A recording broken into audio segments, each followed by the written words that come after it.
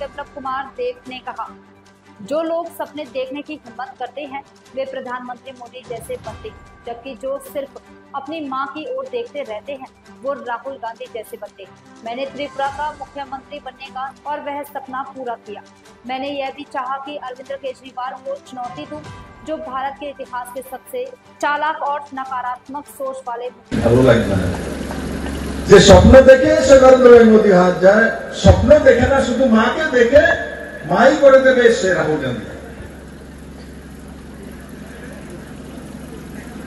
এখানেও আরেকটা প্রাণী দাঁড়িয়ে আছে, স্বপ্ন দেখে যে ত্রিপুরাতে মুখ্যমন্ত্রীর তো হয়েছে, তো স্বপ্ন দেখেছিলাম 2014-তে কেজরিওয়ালকে হারাবো, সুযোগ পেয়েছি তো হারানো।